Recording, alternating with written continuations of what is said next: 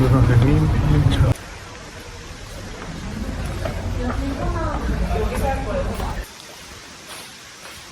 김구 선생님이 자싱에서 피난처로 머무르셨던 외부로 통하는 통로가 어떻게 되어 있는지 한번 보여드리겠습니다. 배를 탈 수 있는 곳으로 연결이 되어 있습니다.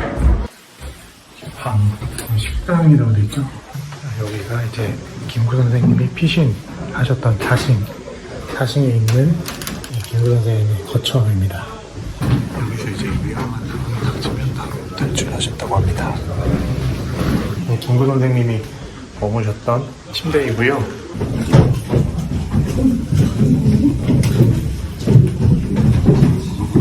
이렇게 누가 오는지 감시를 확인할 수 있는 창문이 있어서 동태를 확인하실 수 있으셨고, 다음에 여기 밑에 보시면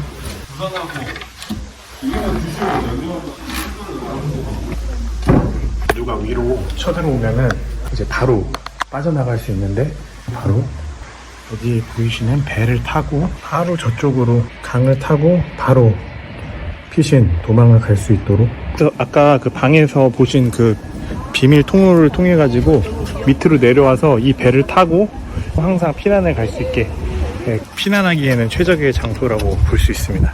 네. 김구 선생님이 타시던 좀 배가 이런 형태였다고 하고, 이 안에서 생활도 하시고 숨어 다녔다고 하십니다. 김구 선생님이 타시던 배. 김구 선생님 가보겠습니다. 여기서 이렇게 애쓰시던 분들 모두 배를 타고 생활하셨다고 하고, 약산 김홍봉 선생님도 여기로 오셨다고 하네요. 야.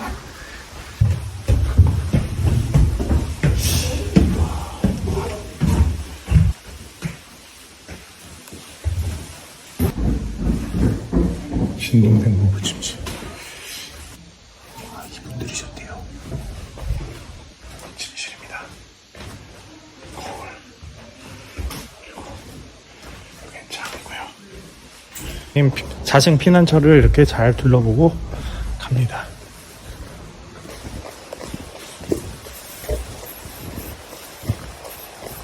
김구 선생님이 다니셨던 길이 되겠네요.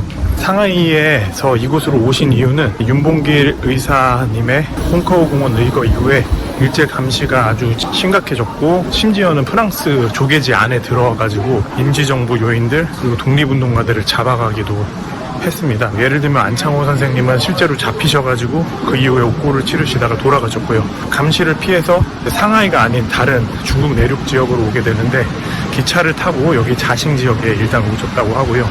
그 오는 과정에서 이제 미국인으로 변장하고 상하이에서 약 20일 정도 숨어서 지내시는 동안 미국인 선교사인 피치의 도움을 받아서 숨어서 지내셨고, 자싱으로 오는 상하이를 탈출하기 위해 가지고는 백인 남성으로 얼굴에 화장도 하고 변장하고 탈출하셨다고 하네요. 저희 할아버지도 광복군 3지대에 합류하기 위해서 일본을 탈출해서 한반도를 가로질러 갈 때 변장을 하고 거지로 변장도 하고 기차도 몰래 타고 하면서, 지금 이 지역은 예전 모습 그대로 이렇게 보존이 돼 있어 가지고 보면서도 김구 선생님이 다니셨던 그 길을 걷는 듯한 그런 느낌으로 다니고 있습니다.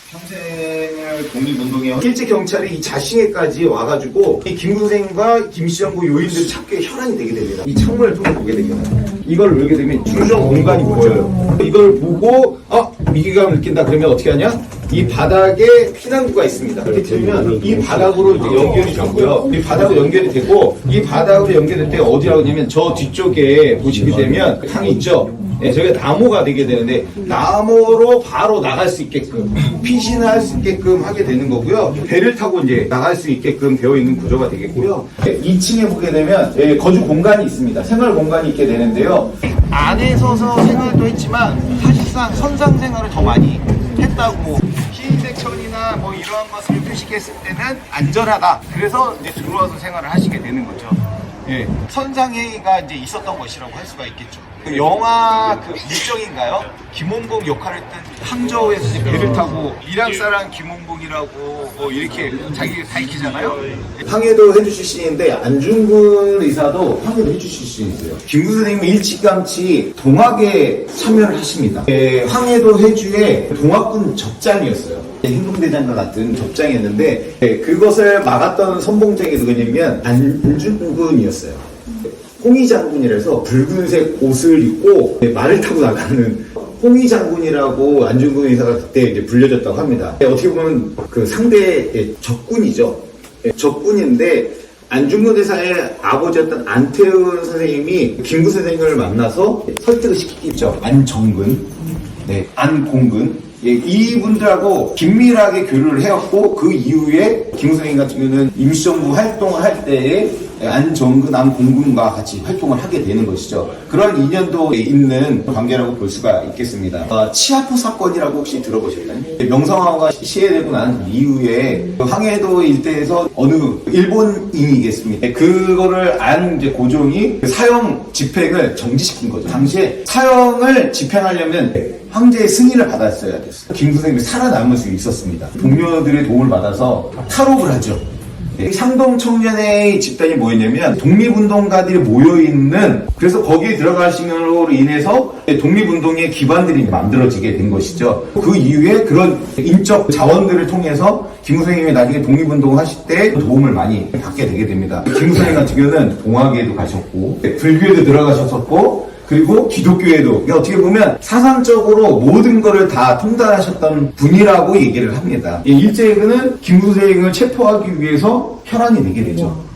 피난했을 때 도움을 받았던 사람이 있습니다. 외국 선교사였던 휘치 목사 부부가 있습니다. 휘치 목사는 일찌감치 상해에 와서 한인들과 같이 이렇게 교류하면서 도와줬던 인물이라고 할 수가 있겠습니다. 3.1당 그리고 모의당 이렇게 기독교 교회 보고 왔잖아요. 거기에서 교류 활동을 했고 지원을 했던 분이 피치 목사였고요. 윤봉길 의사 이거 이후에 상해에서 피신을 해야 되는데 피신이 쉽지 않았죠. 피치 목사의 도움을 해서 그 집에서 한 20일 정도 안공근 선생님하고 김천 선생님하고 일제 경찰이 김구 선생님 비롯한 임시정부 요인들을 체포하기 위해서 찾아다니는 거죠. 김구 선생님이 머물렀던 피치 목사의 집도 노출이 되게 됩니다. 탈출 과정도 되게 재밌습니다. 김구 선생님이 피치 목사에 변장을 합니다. 분을 하얗게, 외국 이제 백인이잖아요. 하얗게 이렇게 분을 칠하고 피치 목사의 부인한테 부부로 위장을 해서 차를 타고 이동을 했다고 하고요. 중간에 기차를 타고 여기까지 이제 오게 되었다는 일화가 근거지를 마련할 수 있었던 거는 도와줬던 인물이 그 축부청 저보성이라고 하는 인물이 되겠는데요. 이 일대의 성장, 지금의 시장과 같은 역할을 했던 분이라고 할 수가 있습니다. 상해에서도 어느 정도의 영향력을 행사했던 분이었고요. 국민당 간부로서의 활동을 했던 분이라고 할 수가 있겠습니다. 이 분과 직접적으로 연결될 수 있는 부분이 고리가 없는데 그 고리 역할을 했던 분이 누구냐면 박찬익 선생님이었어요. 박찬익 선생님은 1930년에 이미 국민당에 들어가서 국민당 간부로서 활동을 하고 있었거든요. 김 선생님이 피신을 해야 되니까 그 피신하는 루트를 만들어줬던 것이 박찬익 선생님이었고, 박찬익 선생님이 이제 준국민당의 간부하고 연결을 해서 만들어졌던 것이 축부청이었다. 이 청의 진짜 아들이라고 할 수가 있겠습니다. 주자이로이라고 해서 천성성의 부인이에요. 근데 이분의 도움도 받게 됩니다. 그 도움을 받았던 곳이 어디냐면 저희가 해협의 제천별장이 되겠고요. 그에 대한 일화는